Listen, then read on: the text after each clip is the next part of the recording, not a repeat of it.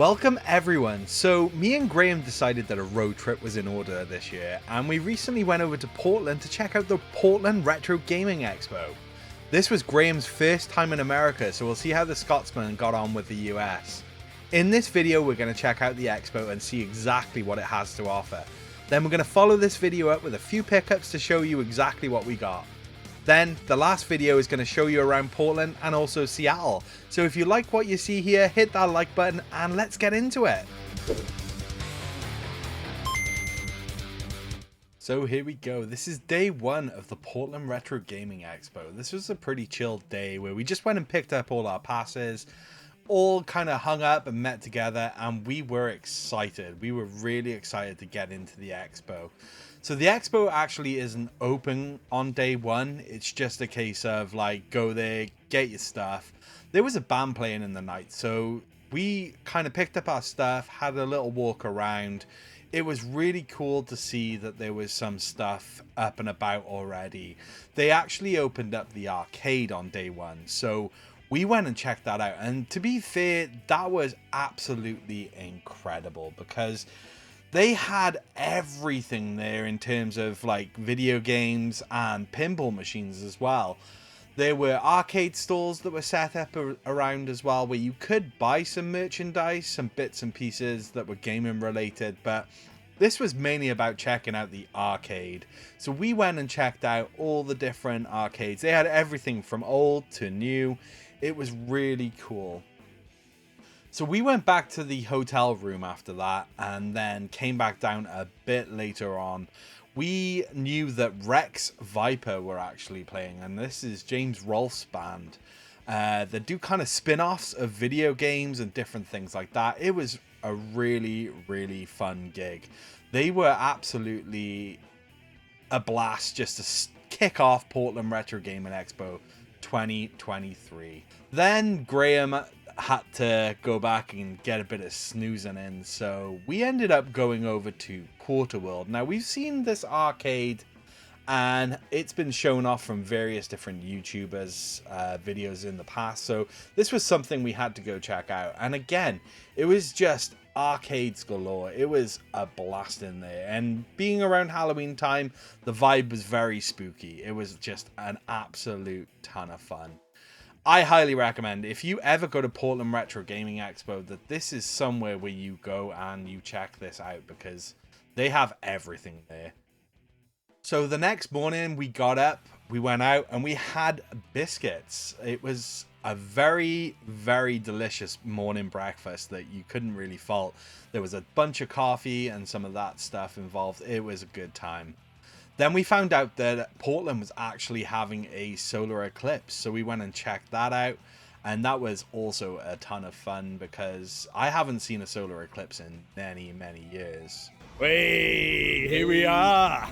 Today is con day. Let's go. Woo! So we're just heading down to the con now, and we're gonna go see what we can find. Let's get it. Let's go. So day one of the actual expo starting, although this was technically day two, was really cool. Obviously the hunt was out for PSP games, and we'll get into that a little bit later. But one of the things that was really cool is there were a lot of YouTubers here, a lot of guys that I know myself and Graham follow. And we were sort of walking around and just seeing these guys up and about. But there was one guy that we really both wanted to meet, and it wasn't Metal Jesus, it was John Riggs. And oh my god, this guy was an absolute blast to meet. Bring it in. They're my buddy James. All the way from Wales. Yeah, hell yeah. Good lord. So you flew all the way from Wales just to check out Portland. To meet you. Got Metal Jesus over there. Got Melty behind us. I I mean, I'll take it. I'll take it. Say something in Welsh.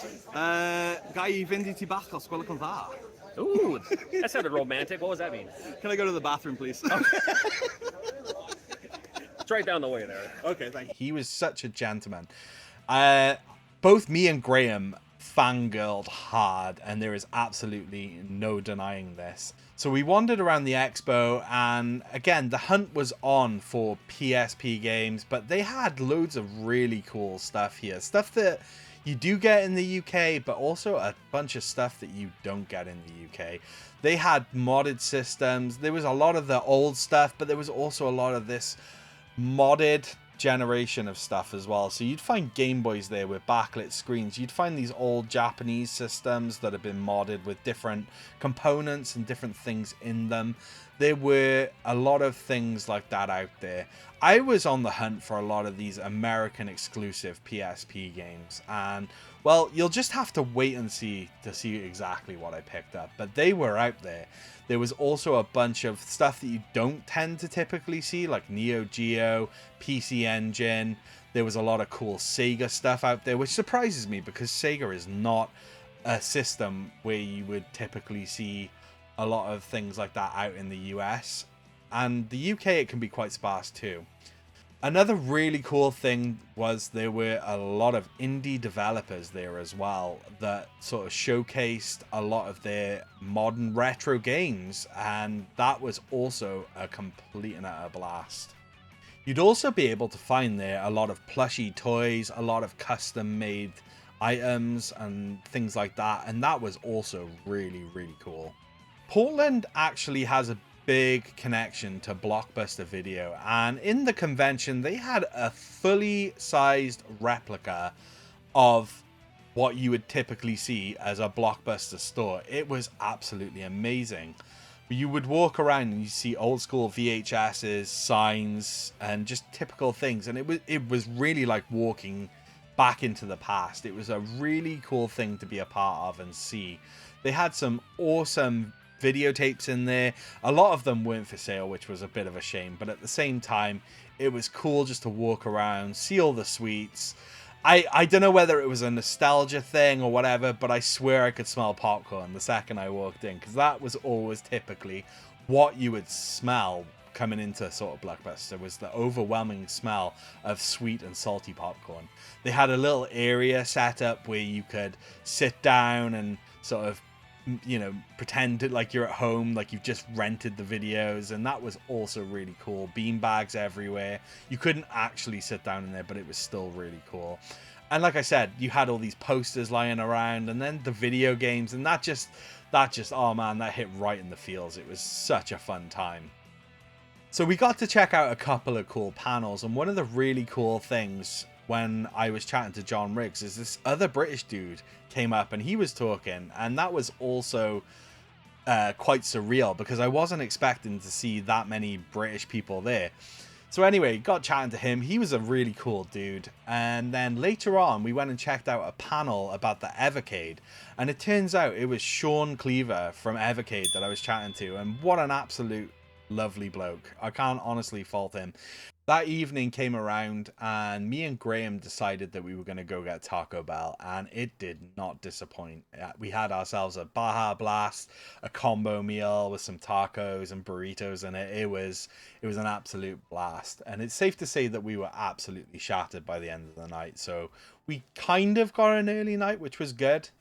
A couple of our friends started to have to make their way back home, so unfortunately we started to dwindle in numbers, but day 2 came around and we sort of hung out. We were able to sort of we went to this place called the Pig and Pancake, and we all sort of had like a meal there, which were, you know, mainly American pancakes and different things like that, which was an absolute blast and a great way to start off the actual last day of Portland Retro Gaming Expo. So one of the other really cool things about this was people were dressed up in cosplay, and also this is kind of the day where you go around and you try and get deals. Now, a lot of people there bring a lot of stuff with them and they don't want to take it home. So it was a really cool thing to be able to go around and really try and haggle those prices down. Again, this was a day where I managed to pick up quite a few bits and pieces that were very, very collectible for a really good price. Definitely not what were paid on the ticket. So you'll have to stick around for the pickups video to check that out. But let me tell you, there were some absolutely fantastic finds on this day. We kind of had a little wander around, and there was a few more panels going down on the second day that we managed to check out. It's not that there weren't any on the first day, but John Riggs did another panel talking about how he goes about modding games and making games and NES games that he's made in the past. And that was a really fun panel to listen to and check out. One of the other panels that we got to check out as well was a video game preservation panel. So this year at Portland Retro Gaming Expo, it was about the Atari Jaguar. And although it's not a system that I've really delved into, I can appreciate what it was doing at the time. They had this really cool little system there, a one of one, if you like, a Coleco Chameleon, and also they had the dental unit for the Atari Jaguar, which was something I had never even heard about, but again, very, very cool. This was then followed up by taking a walk around probably one of the coolest museum aspects that I've ever been in, and that was the art of Nintendo Power. It was really cool. So the museum itself, you would walk around and they had all the artwork, they had clay models and different things that were put into the Nintendo Power. And again, although we never got this magazine in the UK, it's something that we're very much aware of, and it was just amazing to check out all the artwork and designs and different bits and pieces like that were just sort of hanging about. It was just such a cool little thing to really be a part of. Overall, Portland Retro Gaming Expo was an absolute blast. It was a fun time for all. There was lots to do there. It was great company that we had there. And unfortunately, this is where everyone started to go off on their way. So we just kind of soaked it all up, enjoyed the experience, and then before you knew it, it was over.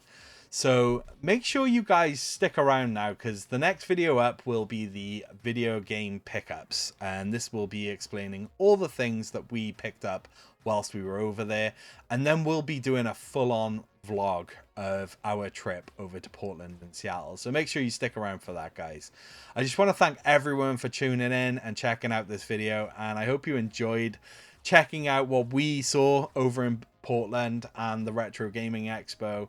And we'd love to go back. It was such an amazing place. There were so many cool things to do. So thanks very much for watching, and we'll catch you on the next one. Cheers, guys.